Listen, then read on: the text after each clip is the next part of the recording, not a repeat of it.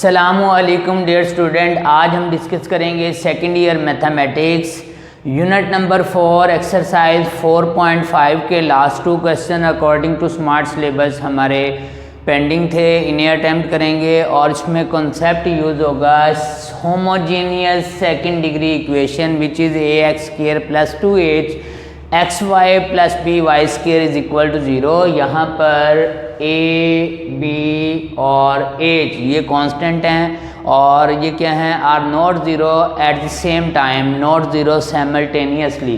ये जो हमारे पास सेकंड डिग्री होमोजीनियस इक्वेशन है रिप्रेजेंट स्ट्रेट लाइंस, ये स्ट्रेट लाइन को रिप्रेजेंट करती है थ्रू द ओरिजिन। अब हम लेट कर लेते हैं। अब यहाँ से बेसिकली इस सेकंड डिग्री होमोजीनियस इक्वेशन से हमें फाइंड आउट करना है सम ऑफ स्लोप एंड हमें फाइंड आउट करना है प्रोडक्ट ऑफ स्लोप। तो उसे हम यूज़ करेंगे क्वेश्चन को सॉल्व करते हुए एज अ फार्मूला। तो सबसे पहले मैं इस होमोजीनियस सेकंड डिग्री इक्वेशन से sum of slope and product of slope find out करना चाहता हूँ। तो यहाँ पर आपने नोटिस किया कि ये जो हमारे पास होमोजीनियस सेकंड डिग्री इक्वेशन है ये रिप्रेजेंट करती है स्ट्रेट लाइंस को। तो मैं कंसीडर कर लेता हूँ, लेट किया y is equal to m1x and y is equal to m2x are the straight lines. ये हमारे पास वो स्ट्रेट लाइंस हैं। अब डेफिनेटली यहाँ से हम राइट कर सकते हैं, अगर मैं इसको रीअरेंज करूँ m1x minus y is equal to 0 and यहाँ से इसको राइट साइड पे शिफ्ट करूँगा तो m2x minus y is equal to 0। अब इन दोनों इक्वेशन से मुझे बनानी है ज्वाइंट इक्वेशन। तो डेफिनेटली ज्वाइंट इक्वेशन के लिए मैं क्या करूँगा, इन दोनों इक्वेशन को का प्रोडक्ट लूँगा, मल्टीप्लाई करूँगा तो ये बनेगा m1x minus y into m2x minus y is equal to 0। अब डेफिनेटली नेक्स्ट स्टेप में हम क्या करेंगे, इन्हें मल्टीप्लाई करेंगे और जब हम इन्हें मल्टीप्लाई करेंगे तो डेफिनेटली लेफ्ट साइड पे हमारे पास क्या है m1 m2 x और उसके बाद क्या बनेगा माइनस का m1 xy मल्टीप्लाई करेंगे माइनस का m2 xy minus minus plus y² is equal to 0। ये हमारे पास इक्वेशन है। इसे अगेन सिंप्लीफाई फॉर्म में कन्वर्ट करेंगे तो ये बनेगा m1 m2 x, यहाँ पर x को मल्टीप्लाई किया तो डेफिनेटली यहाँ पे x² आएगा। यहाँ से माइनस कॉमन लेंगे m1 प्लस m2 और साथ कॉमन क्या आ रहा है xy हमने कॉमन लिया plus y² is equal to 0 बन गया। अब बेसिकली यहाँ पर m1 m2 product of slope है और m1 प्लस m2 ये हमारे पास सम ऑफ स्लोप है। अब इक्वेशन हमारे पास क्या है, आप नोटिस करें ये जो इक्वेशन है इसमें हमारे पास ax² plus 2h xy plus by² है और इसमें हमारे पास ये x² का कोफिशिएंट है, ये xy का कोफिशिएंट है और यहाँ पर y² का कोफिशिएंट क्या है 1। अब बेसिकली मुझे फार्मूला इन दोनों इक्वेशन से जनरेट करने के लिए मुझे कोफिशिएंट यहाँ पर y² का क्या बनाना होगा 1। तो y² का कोफिशिएंट यहाँ पे 1 बना लेंगे या इसको मल्टीप्लाई कर देंगे b से। तो मैं क्या करता हूँ, इस इक्वेशन को, ये जो हमारे पास इक्वेशन नंबर 1 है इसे मैं डिवाइडिंग बाय क्या करता हूँ, डिवाइडिंग बाय b करता हूँ। तो हमने राइट किया dividing by b on both sides of 1। Equation number 1 को b से डिवाइड कर दिया तो डेफिनेटली ये हमारे पास क्या बनेगा, ये बनेगा ax² अपॉन b प्लस का 2h xy upon b plus का b y² अपॉन b और 0 over some value is equal to 0 क्योंकि b is not equal to 0 है। अब नेक्स्ट स्टेप में अगर हम इसको अरेंज करते हैं तो आप नोटिस करें हमारे पास क्या बनेगा, यहाँ पर a ओवर b कोफिशिएंट है किसका, x² का, यहाँ पर हम राइट कर सकते हैं प्लस का 2 h ओवर b, ये कोफिशिएंट है किसका xy का। और यहाँ पर b से कट जाएगा तो प्लस बनेगा y² इज इक्वल टू 0। अब हम इन दोनों इक्वेशन को कंपेयर करते हैं। यहाँ पर इसे मैं मेंशन कर देता हूँ, ये हमारे पास है इक्वेशन नंबर 2 और ये है हमारे पास इक्वेशन नंबर 3। हम दोनों को कंपेयर करते हैं। यहाँ पर हमने राइट किया कंपेयरिंग 1 एंड 2 वी गेट। हम दोनों को कंपेयर करेंगे तो डेफिनेटली जब मैं दोनों इक्वेशन को कंपेयर करूँगा तो x² का कोफिशिएंट यहाँ पर क्या है हमारे पास a/b और यहाँ पर क्या है m1 m2। तो मैं कह सकता हूँ यहाँ से product of slope m1 m2 is equal to क्या है a/b। ये हमारे पास फार्मूला आ चुका है प्रोडक्ट ऑफ स्लोप के लिए, जिसको हम एक्सरसाइज के क्वेश्चन अटेम्प्ट करते हुए यूज़ करेंगे।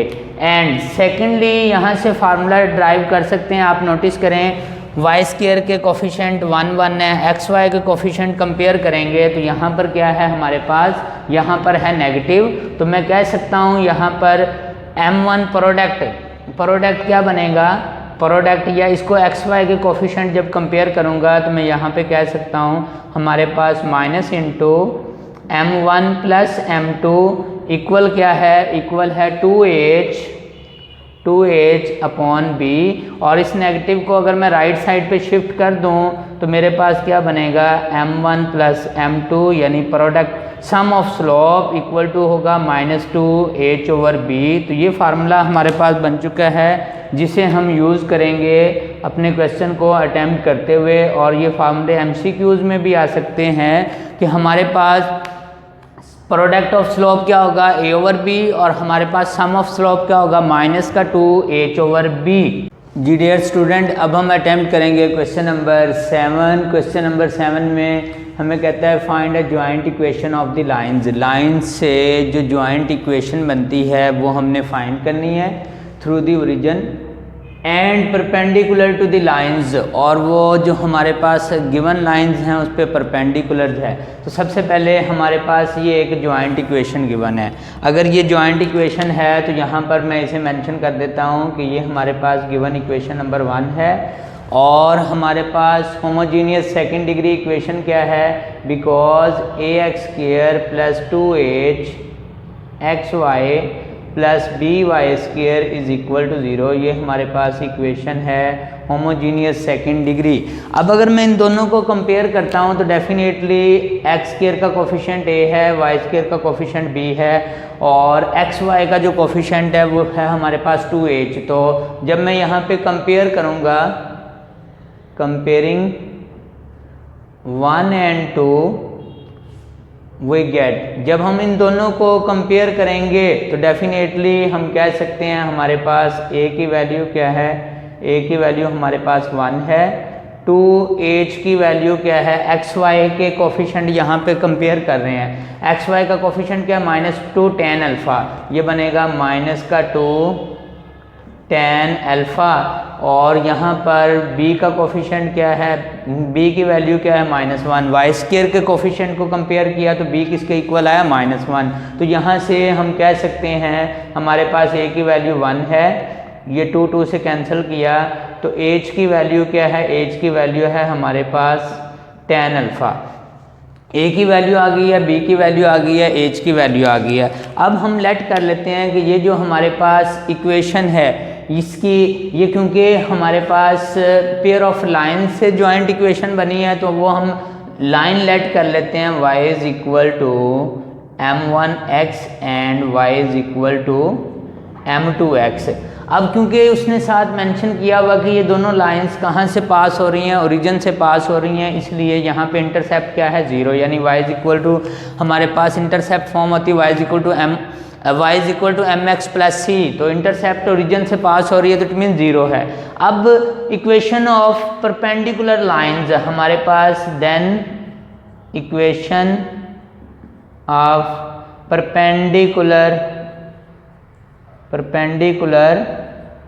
लाइंस, जो इस लाइन पे परपेंडिकुलर है उनकी इक्वेशन क्या होगी, परपेंडिकुलर में क्या होता है स्लोप का होता है नेगेटिव रेसिप्रोकल। तो ये बनेगा m1 का नेगेटिव रेसिप्रोकल -1/m1x और यहाँ पर सेम बनेगा y is equal to m2x। अब अगर मैं इसे अगेन सिंप्लीफाई करता हूँ तो हमारे पास बनता है m1y is equal to minus x and यहाँ पर m2y is equal to minus का x। इसे अगेन सिंप्लीफाई करूँगा तो ये बनेगा हमारे पास x plus m1y is equal to 0 and यहाँ पर हमारे पास बनेगा x plus m2y is equal to 0। अब हमें कैलकुलेट करनी है इन दोनों इक्वेशन की जॉइंट इक्वेशन।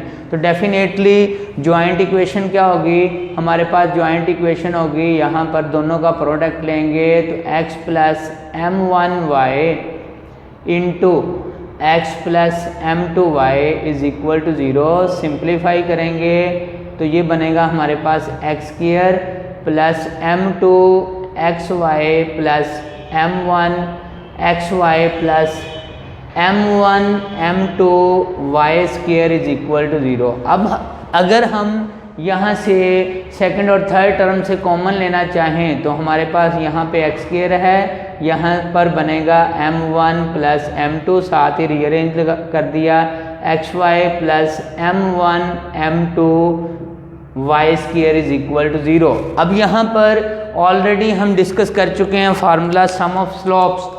हमारे पास फार्मूला क्या होता है, because sum of slope m1 plus m2, sum of slope होता है माइनस का 2h over b।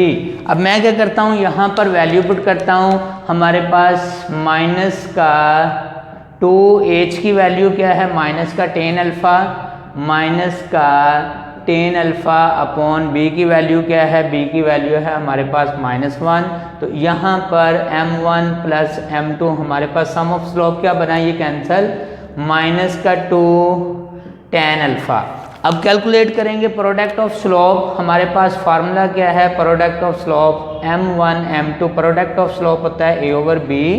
Value put की, a की वैल्यू क्या है 1, b की वैल्यू क्या है -1, तो यहाँ पर 1 ओवर -1 वैल्यू क्या आएगी -1। अब ये वैल्यू हम कहाँ पुट करेंगे, इस इक्वेशन नंबर 3 में ये वैल्यू पुट कर देते हैं तो ये बनेगा हमारे पास, ये बनेगा x square plus sum of slope क्या है, सम ऑफ स्लोप है हमारे पास माइनस का 2 tan alpha xy plus product of slope क्या है -1 y square is equal to 0।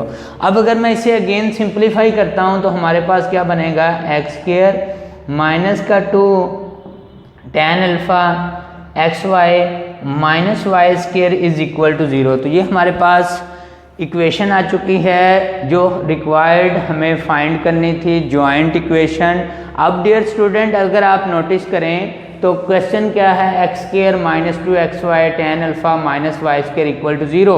और जो हमें इक्वेशन फाइंड करनी थी जो जॉइंट इक्वेशन है, और वो इक्वेशन क्या है, आप अगर कीन ऑब्जर्व करें तो ये इक्वेशन भी क्या है, x square minus 2 tan alpha xy minus का y स्क्वायर, यानी सेम है। और ये लकीली सेम आ गई है। सेम आने की रीज़न क्या थी, क्योंकि यहाँ पर भी x स्क्वायर y स्क्वायर का कोफिशिएंट क्या है, x स्क्वायर y स्क्वायर का कोफिशिएंट 1 है। तो जब हम इसकी परपेंडिकुलर लेंगे जो इक्वेशन होगी तो उसमें basically x square y square के कोफिशिएंट चेंज होते हैं और x y का साइन चेंज होता है। तो ये क्योंकि कोफिशिएंट हमारे पास 1 थे और सेम क्यों है, जब इंटरचेंज करेंगे तो यहाँ पर नेगेटिव आना था, यहाँ पॉजिटिव, और ये साइन चेंज होनी थी। और वो कैसे मिलती है, वो बेसिकली हमें ऐसे ही मिलती है अगर मैं इस इक्वेशन को नेगेटिव से मल्टीप्लाई कर दूँ। तो आप नोटिस करें -x square plus 2 tan alpha xy plus y square equal to 0। तो बेसिकली ये वही इक्वेशन है। जब हम एक इक्वेशन पर परपेंडिकुलर लाइन की इक्वेशन लेते हैं तो उसमें क्या होता है, basically x square y square के कोफिशिएंट चेंज होते हैं और x y की जो टर्म है उसका साइन चेंज होता है। तो आप नोटिस करें जो x y की टर्म है उसका साइन चेंज हो रहा है और x स्क्वायर y स्क्वायर के कोफिशिएंट चेंज हो रहे हैं। तो जस्ट ये सम टाइम देखने में ऐसे लगता है कि सेम है, बेसिकली ये परपेंडिकुलर लाइन की ही इक्वेशन है जो हमें फाइंड करनी थी। नेक्स्ट हमारा पास है क्वेश्चन नंबर 8, और ये question number 8 exam point of view से एक इम्पॉर्टेंट क्वेश्चन है। Find a joint equation of the line through the origin and perpendicular to the line, जो इस पे परपेंडिकुलर हैं। अब आप नोटिस करें डियर स्टूडेंट, ये जो हमारे पास इक्वेशन गिवन है ये होमोजीनियस सेकंड डिग्री इक्वेशन है, स्टैंडर्ड फॉर्म में यहाँ पर जो गिवन है।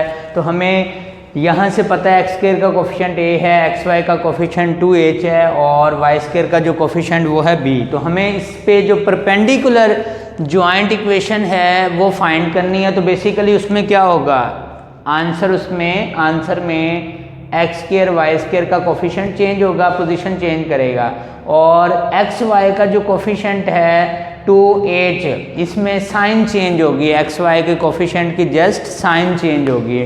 तो इसका मतलब है इक्वेशन फाइंड करने के लिए सबसे पहले यहाँ पर इस इक्वेशन से, अगर हमारे पास ये होमोजीनियस सेकंड डिग्री इक्वेशन है तो इससे ऑलरेडी हमें पता है sum of slope m1 plus m2, sum of slope होता है -2h over b, and the product of slope m1 m2, product of slope होता है a ओवर b। ये फार्मूले यहाँ पे राइट इसलिए कर रहा हूँ, क्वेश्चन को सॉल्व करते हुए ये यूज़ होंगे।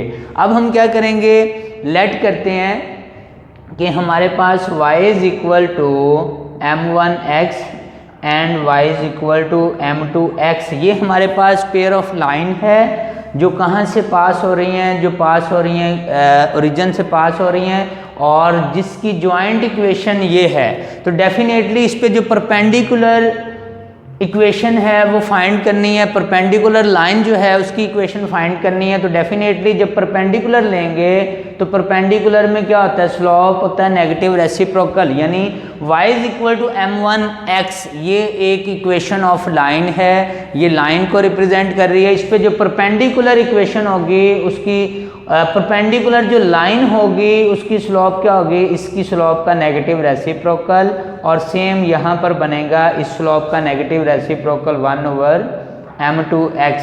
अब अगर मैं इसे अगेन सिंप्लीफाई करता हूँ तो हमारे पास बनेगा m1y is equal to -x, और यहाँ पे बनेगा m2y is equal to -x। अगर मैं रीअरेंज करता हूँ तो ये बनेगा x plus m1y is equal to 0, और यहाँ पे बनेगा x plus m2y is equal to 0। अब मुझे ज्वाइंट इक्वेशन फाइंड करनी है तो मैं क्या करूँगा, इन दोनों का प्रोडक्ट लूँगा, x plus m1y into x plus m2y is equal to 0। Again simplify करूँगा, x square plus m2xy plus m1 xy plus m1 m2 y square is equal to 0। तो यहाँ पर आप नोटिस करें एक्स वाई कॉमन लिया जा सकता है, तो मैं इसको राइट कर दूंगा एक्स स्क्वायर प्लस, इसको रीअरेंज कर देता हूँ, m1 plus m2 xy plus m1 m2 into y square is equal to 0। अब यहाँ पर वैल्यू पुट करता हूँ, ऑलरेडी हमने वैल्यू कैलकुलेट की हुई है। हमारे पास सम ऑफ स्लोप क्या है, सम ऑफ स्लोप है -2h ओवर b, यहाँ पर x y, and product of slope क्या है, प्रोडक्ट ऑफ स्लोप है a over b, y square is equal to 0। अब आप नोटिस करें फ्रैक्शन को एलिमिनेट करने के लिए ईच एंड एवरी टर्म को मल्टीप्लाई कर सकते हैं, किससे, b से। तो हम यहाँ पर राइट कर देते हैं multiplying by b on both sides. तो जब हम बोथ साइड को b से मल्टीप्लाई करेंगे तो यहाँ पर बनेगा b एक्स स्क्वायर माइनस का 2h एक्स वाई प्लस ये बनेगा a y square is equal to 0। तो ये हमारे पास रिक्वायर्ड ज्वाइंट इक्वेशन है जो गिवन लाइन पर परपेंडिकुलर है। तो आप नोटिस करें, अगर वेरीफाई करना हो तो जो गिवन ज्वाइंट इक्वेशन थी उसमें एक्स स्क्वायर वाई स्क्वायर के कोफिशिएंट इंटरचेंज हुए हैं, और याद रखिएगा जो एक्स वाई वाली टर्म है उसका जस्ट साइन चेंज होगा। यानी अगर आपको ये इक्वेशन गिवन है तो इस पे जो परपेंडिकुलर लाइन होगी उसकी इक्वेशन क्या बनेगी, ये दोनों लाइंस एक दूसरे पे क्या हैं, परपेंडिकुलर हैं। तो ये था हमारा लेक्चर जिसमें हमने 4.5 के क्वेश्चन को अटेम्प्ट किया, और इंशाल्लाह नेक्स्ट लेक्चर में हम स्टडी करेंगे सेकंड ईयर का 5th unit. Thank you so much.